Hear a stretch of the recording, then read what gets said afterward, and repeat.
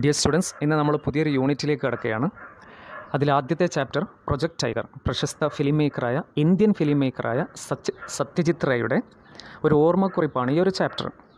ഈ ഒരു ഓർമ്മക്കുറിപ്പിലൂടെ അദ്ദേഹം നമ്മളുമായിട്ട് പങ്കുവെക്കുന്നത് സിനിമയിൽ മൃഗങ്ങളെ ഉപയോഗിക്കുന്നതുമായി ബന്ധപ്പെട്ട കാര്യങ്ങളും സിനിമയിൽ മൃഗങ്ങളെ അഭിനയിപ്പിക്കുന്നതുമായി ബന്ധപ്പെട്ട കാര്യങ്ങളും അതുമായി ബന്ധപ്പെട്ട അദ്ദേഹത്തിനുണ്ടായ കുറച്ച് അനുഭവങ്ങളുമാണ് ഈ ഒരു സിനിമയിൽ, ഈ ഒരു ഓർമ്മക്കുറിപ്പിൽ അദ്ദേഹം നമ്മളുമായിട്ട് പങ്കുവെക്കുന്നത്.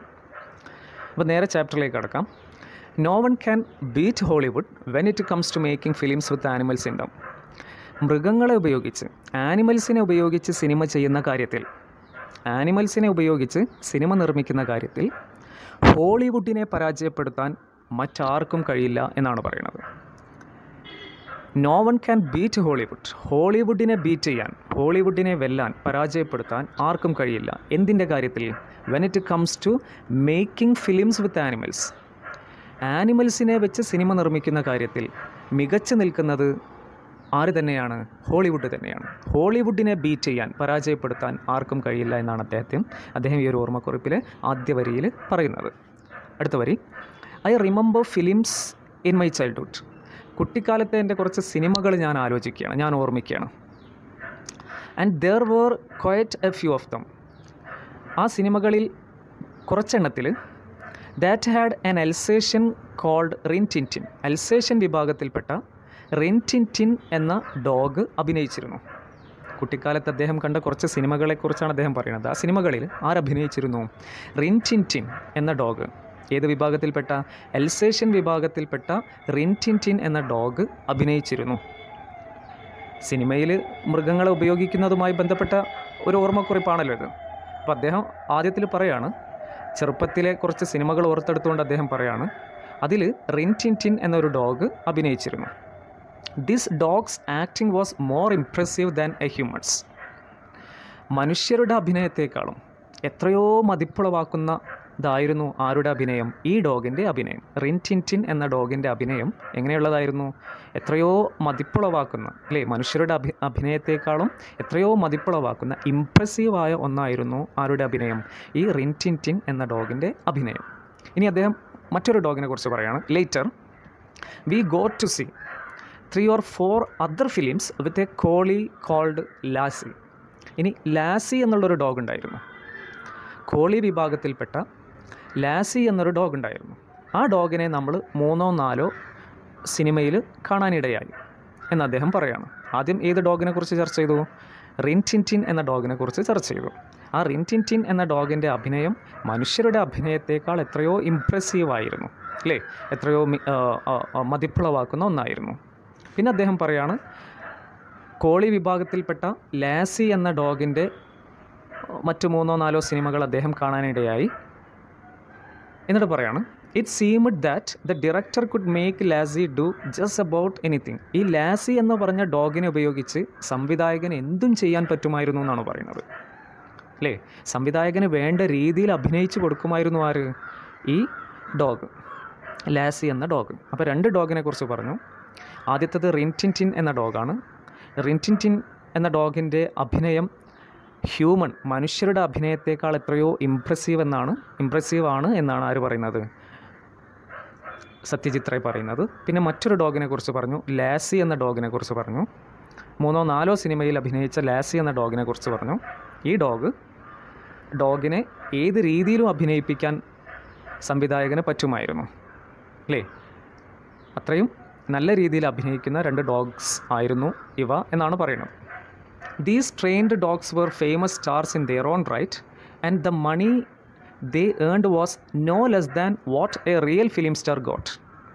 ഈ ഡോഗ്സ്, മേൽപ്പറഞ്ഞ 2 ഡോഗ്സ് വളരെ ഫേമസ് ആയ സ്റ്റാർസ് ആയിരുന്നു. മാത്രമല്ല, ഒരു റിയൽ ഫിലിം സ്റ്റാറിന് കിട്ടുന്ന, ഒരു യഥാർത്ഥ ഫിലിം സ്റ്റാറിന് കിട്ടുന്നതിനേക്കാൾ മോശമല്ലാത്ത, ഏകദേശം അത്ര തന്നെ കുറവല്ലാത്ത പണം ആർക്കും കിട്ടുന്നുണ്ടായിരുന്നു? ഈ പറഞ്ഞ 2 ഡോഗ്സിനും കിട്ടുന്നുണ്ടായിരുന്നു. Their owners could easily make as much as 100,000 rupees from just 1 film. ഒരു ഫിലിമിൽ നിന്ന് തന്നെ, ഒരു സിനിമയിൽ നിന്ന് തന്നെ ഈ ഡോഗ്സിൻ്റെ ഓണേഴ്സിന് 100,000 rupees വരെ കിട്ടിയിരുന്നു, അല്ലെങ്കിൽ അത്രത്തോളം അവർക്ക് കിട്ടിയിരുന്നു, ഉണ്ടാക്കാൻ പറ്റിയിരുന്നു എന്നാണ് സത്യജിത് റേ ആദ്യത്തെ പാരഗ്രാഫിൽ പറയുന്നത്. അപ്പോൾ ഒന്നും കൂടെ പറഞ്ഞുതരാം. No one can beat Hollywood. ഹോളിവുഡിനെ പരാജയപ്പെടുത്താൻ, മൃഗങ്ങളെ ഉപയോഗിച്ച് സിനിമ ചെയ്യുന്ന കാര്യത്തിൽ ഹോളിവുഡിനെ പരാജയപ്പെടുത്താൻ മറ്റാർക്കും കഴിയില്ല. പിന്നെ 2 ഡോഗ്സിനെ കുറിച്ച് പറഞ്ഞു, റിൻറ്റിൻറ്റിൻ എന്ന ഡോഗും ലാസി എന്ന ഡോഗും. റിൻറ്റിൻറ്റിനെ കുറിച്ച് പറയുകയാണെങ്കിൽ റിൻറ്റിൻറ്റിൻ്റെ അഭിനയം മനുഷ്യരുടെ അഭിനയത്തേക്കാൾ എത്രയോ ഇംപ്രസീവായ, മതിപ്പുളവാക്കുന്ന ഒന്നായിരുന്നു. ലാസിയെ ഉപയോഗിച്ച് സംവിധായകൻ എന്ത് ചെയ്യാൻ പറ്റും, ഏത് രീതിയിലും അഭിനയിപ്പിക്കാൻ പറ്റും. ഓക്കെ, അപ്പോൾ ഇവരൊക്കെ വളരെ ഫേമസ് ആയിട്ടുള്ള റിയൽ സ്റ്റാറിന് കിട്ടുന്ന അത്ര തന്നെ പൈസ, ഏകദേശം അത്ര തന്നെ പൈസ ഇവർക്കും കിട്ടുന്നുണ്ടായിരുന്നു. അവരുടെ ഓണേഴ്സിന് ഓരോ സിനിമയിൽ നിന്നും 100,000 റുപ്പീസ് വരെ ഉണ്ടാക്കാൻ പറ്റുമായിരുന്നു. അന്നത്തെ കാര്യമാണ് പറയുന്നത്, ഉണ്ടാക്കാൻ പറ്റുമായിരുന്നു എന്നാണ് ആദ്യത്തെ പാരഗ്രാഫിൽ പറയുന്നത്. രണ്ടാമത്തെ പാരഗ്രാഫിലേക്ക് വരുമ്പോൾ, I realised how reverently these trained animal actors were treated when I happened to see the shooting of a film 20 years ago in Disney Studio in Hollywood. പിന്നെ അദ്ദേഹത്തിനുണ്ടായ ഒരു അനുഭവമാണ് പറയുന്നത്. അദ്ദേഹം 20 വർഷം മുന്നേ ഹോളിവുഡിലെ ഡിസ്നി സ്റ്റുഡിയോ സന്ദർശിച്ചു. ആ സ്റ്റുഡിയോ സന്ദർശിച്ച സമയത്ത് ഇദ്ദേഹം കണ്ട കാഴ്ചയാണ് പറയുന്നത്. അവിടെ മൃഗങ്ങളെയൊക്കെ, ആനിമൽ ആക്ടേഴ്സ് അഭിനയിക്കുന്ന, സിനിമയിൽ അഭിനയിക്കുന്ന മൃഗങ്ങളോടുള്ള ട്രീറ്റ്മെൻറ്റ് അല്ലേ, അവരെ ട്രീറ്റ് ചെയ്യുന്നത് വളരെ ബഹുമാനത്തോടെയായിരുന്നു എന്നാണ് പറയുന്നത്. അദ്ദേഹം എപ്പോഴാണ് ഈ ഒരു സംഭവം മനസ്സിലാക്കിയത്?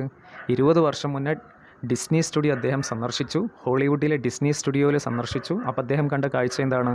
മൃഗങ്ങളോടൊക്കെ വളരെ ഭവ്യതയോടെ, വളരെ ബഹുമാനത്തോടെ, ഏത് സിനിമയിൽ അഭിനയിക്കുന്ന ഈ ആക്ടേഴ്സ് ഉണ്ടല്ലോ, ആനിമൽ ആക്ടേഴ്സ്, അവരോടൊക്കെ വളരെ റെവറൻലി, വളരെ ബഹുമാനത്തോടെ, ഭവ്യതയോടെ കൂടിയിട്ടാണ് അവരെയൊക്കെ പരിചരിക്കുന്നത്, അവരെയൊക്കെ കാണുന്നതും. അത്രയും പരിഗണന അവർക്ക് കൊടുത്തിരുന്നു എന്നാണ് പറയുന്നത്. ഇത് അദ്ദേഹത്തിനുണ്ടായ ഒരു അനുഭവമാണ്, അദ്ദേഹം കണ്ട കാഴ്ചയാണ്. The main character in this film was A large dog. അപ്പോൾ അദ്ദേഹം ആ സ്റ്റുഡിയോയിലെത്തിയപ്പോൾ അവിടെ ഒരു ഷൂട്ടിംഗ് നടക്കുന്നുണ്ട്. അപ്പോൾ ആ സിനിമയിലെ, അദ്ദേഹം അവിടെ കണ്ട ആ ഷൂട്ടിങ്ങിലെ, ആ സിനിമയിലെ മെയിൻ ക്യാരക്ടർ, പ്രധാന കഥാപാത്രം ആരായിരുന്നു? വാസ് എ ലാർജ് ഡോഗ്, ഒരു വലിയ ഡോഗ് ആയിരുന്നു. I reached the studio to find that shooting had not yet started.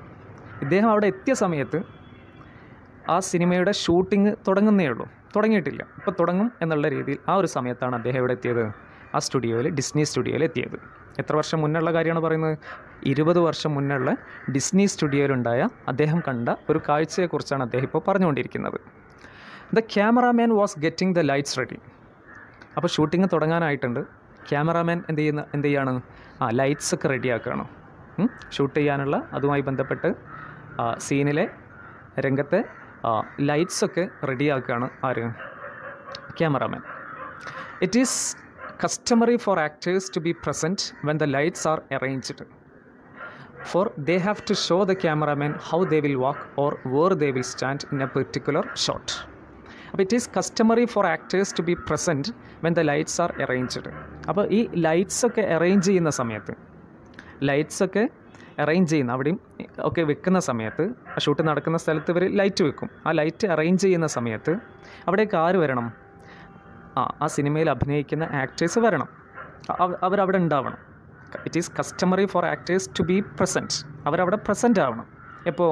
When the lights are arranged. ഈ ലൈറ്റ്സൊക്കെ അവിടെ അറേഞ്ച് ചെയ്യുന്ന സമയത്ത് ആക്ടേഴ്സൊക്കെ അവിടെ ഉണ്ടായിരിക്കണം. എന്തിനാണ്? For they have to show the cameraman how they will walk where they will stand in a particular shot. ഒരു ഷോട്ടിൽ ഈ പറഞ്ഞ ആക്ടേഴ്സ് ഏതിലൂടെയാണ് നടക്കുന്നത്, അവരെവിടെയാണ് നിൽക്കുന്നത് എന്നൊക്കെ ആർക്ക് പറഞ്ഞു കൊടുക്കണം? ക്യാമറാമാന് പറഞ്ഞു കൊടുക്കണം. അപ്പോഴേ ക്യാമറാമാൻ എന്ത് ചെയ്യാൻ പറ്റുള്ളൂ? ഈ ലൈറ്റൊക്കെ അറേഞ്ച് ചെയ്യാൻ പറ്റുള്ളൂ. അപ്പോൾ ലൈറ്റ് അറേഞ്ച് ചെയ്യുന്ന സമയത്ത് ആക്ടേഴ്സൊക്കെ എവിടെ വരണം? ഓരോ ഷൂട്ട് നടക്കുന്ന സ്ഥലത്തും എന്ത് ചെയ്യണം? അവർ വരണം. അവർ ആ സമയത്ത് അവിടെ പ്രസൻറ്റ് ആവണം എന്നാണ് പറയുന്നത്. In the case of very famous stars, ഇനി വലിയ സ്റ്റാർസിൻ്റെ കാര്യമാണെങ്കിൽ, വളരെ പ്രശസ്തരായ വലിയ വലിയ അഭിനേതാക്കളുടെ കാര്യത്തിലാണെങ്കിൽ, this job is done by their stand-ins. വലിയ വലിയ അഭിനേതാവാണെങ്കിൽ അവർക്ക് പകരം ആര് വരും? അവരുടെ സ്റ്റാൻഡിന് വരും, അവരുടെ ഡ്യൂപ്പ് വരും. ഓക്കെ, വലിയ വലിയ അഭിനേതാക്കളാണെങ്കിൽ അവരെന്ത് ചെയ്യൂല? ഈ സമയത്ത് ലൈറ്റ് അറേഞ്ച് ചെയ്യുന്ന സമയത്ത് വരില്ല. പകരം അവരുടെ ഡ്യൂപ്പ് വന്നിട്ടാണ് ഈ കാര്യങ്ങൾ പറഞ്ഞു കൊടുക്കുക. അവർ ഏതിലൂടെയാണ് നടക്കുന്നത്, അവരെവിടെയാണ് നിൽക്കുക എന്നുള്ള കാര്യമൊക്കെ പറഞ്ഞു കൊടുക്കുക. അവരുടെ ഡ്യൂപ്പാണ്. വലിയ വലിയ അഭിനേതാക്കളുടെ കാര്യത്തിലാണ് പറയുന്നത്. എ സ്റ്റാൻഡിൻ, ഇനി എന്താണ് സ്റ്റാൻഡിൻ എന്നാണ് പറയുന്നത്? സ്റ്റാൻഡിൻ എന്ന് പറഞ്ഞാൽ നമ്മൾ ഡ്യൂപ്പ് എന്ന് പറയുന്നത് തന്നെയാണ്. A stand-in is usually a person who is physically similar to the real star. Stand-in ആരാണ്?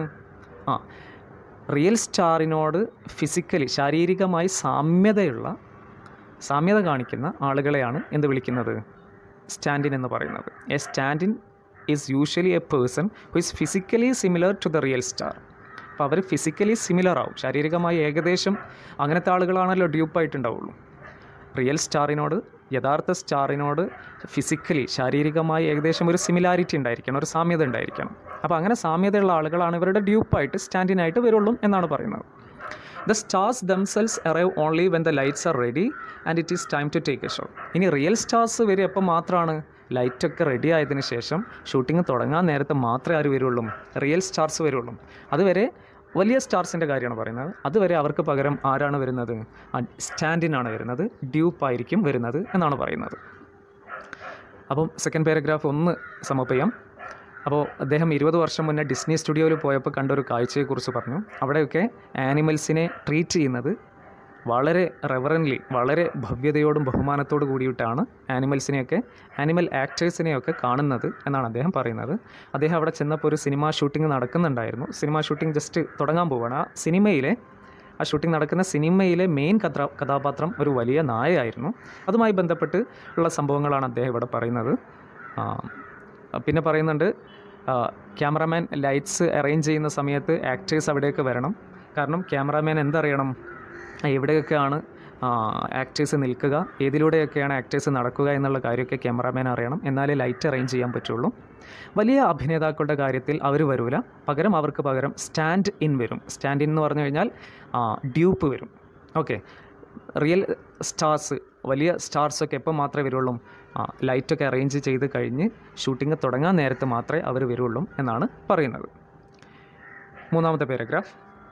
Here in Disney studio, I noticed that a few actors were moving about in the set, and on one side, standing quietly was the protagonist, the same large dog.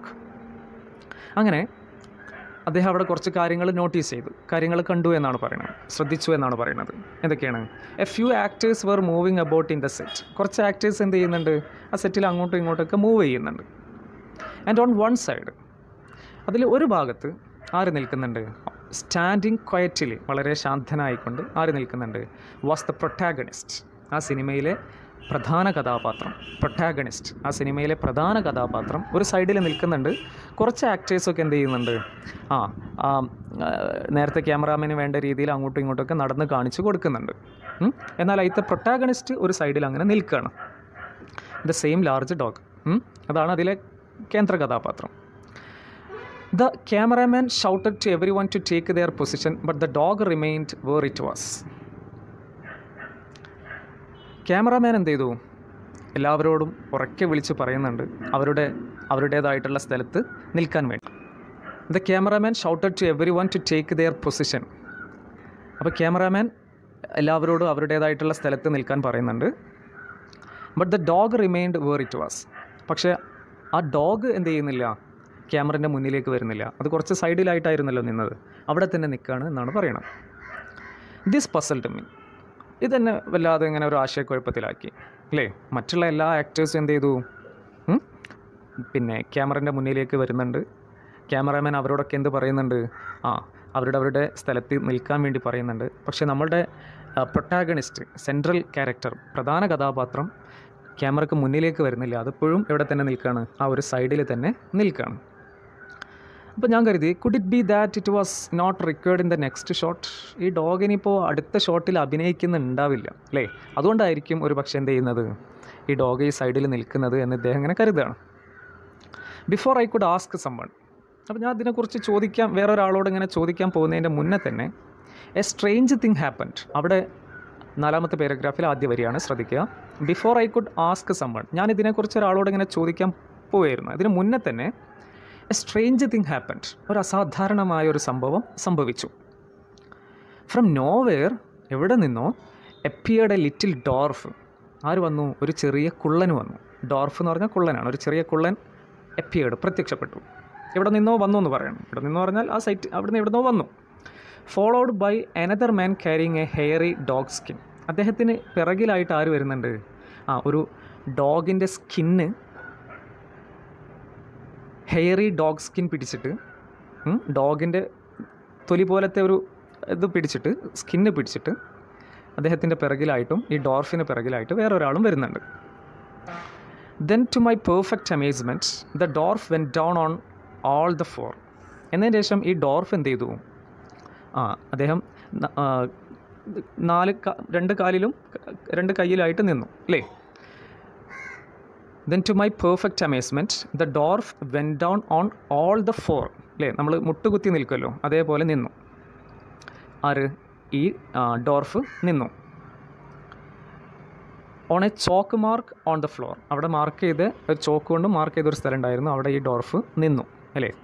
ഇങ്ങനെ നിൽക്കുന്നത് മുട്ടുകുത്തിയാണ് നിൽക്കുന്നത്. Just like an animal. എന്ത് നിൽക്കുന്ന പോലെയാണ്? ഒരു animal, ഡോഗൊക്കെ നിൽക്കുന്ന പോലെ തന്നെ കാൽമുട്ട് കുത്തിയിട്ട് രണ്ട് കൈയും കുത്തിയിട്ടാണ് നിൽക്കുന്നത്. And the dog skin was draped over him. അപ്പോൾ അദ്ദേഹത്തിൻ്റെ പിറകിലായിട്ട് ഡോഗ് സ്കിന്നും പിടിച്ചിട്ട് വരുന്നുണ്ടല്ലോ ഒരാൾ. അദ്ദേഹം എന്ത് ചെയ്ത് കൊടുത്തു? ഈ dog skin, hairy dog skin അദ്ദേഹത്തിൻ്റെ മേൽ പൊതിച്ചു കൊടുത്തു.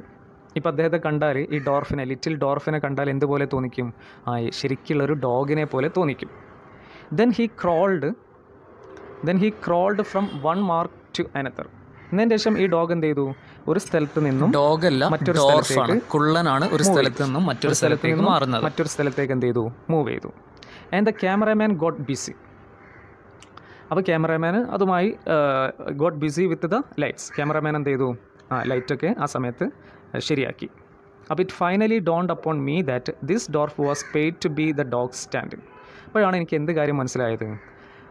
നേരത്തെ ആ സൈഡിൽ നിന്ന പ്രൊട്ടാഗണിസ്റ്റ് ഡോഗ് ഉണ്ടല്ലോ, കേന്ദ്ര കഥാപാത്രം, ആ ഡോഗിൻ്റെ ഡ്യൂപ്പാണ് ആര്?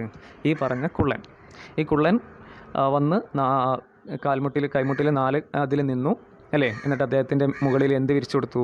ഈ ഡോഗ് സ്കിൻ ഇട്ട് കൊടുത്തു. വിരിച്ചു കൊടുക്കല്ല, ഡോഗ് സ്കിൻ ഇട്ട് കൊടുത്തു. അപ്പോൾ എന്തുപോലെ തോന്നിച്ചു? ഡോഗിനെ പോലെ തോന്നിച്ചു. എന്നിട്ട് ഇത് ആ ചോക്ക് മാർക്കിലൂടെ അങ്ങോട്ടും ഇങ്ങോട്ടും നടന്നു. ആ സമയത്ത് ക്യാമറാമാൻ എന്ത് ചെയ്തു? ലൈറ്റ് അറേഞ്ച്മെൻറ്റ് നടത്തി എന്നാണ് പറയുന്നത്. മനസ്സിലായല്ലോ? അപ്പോൾ നിങ്ങൾ വീണ്ടും ഈ ഭാഗങ്ങൾ ഒന്നുകൂടെ കേൾക്കണം. ഓക്കെ? മനസ്സിലാവാത്ത ഏരിയ ഉണ്ടെങ്കിൽ, നിങ്ങൾക്ക് സംശയമുള്ള ഏരിയ ഉണ്ടെങ്കിൽ നിങ്ങൾ ചോദിക്കുകയും വേണം.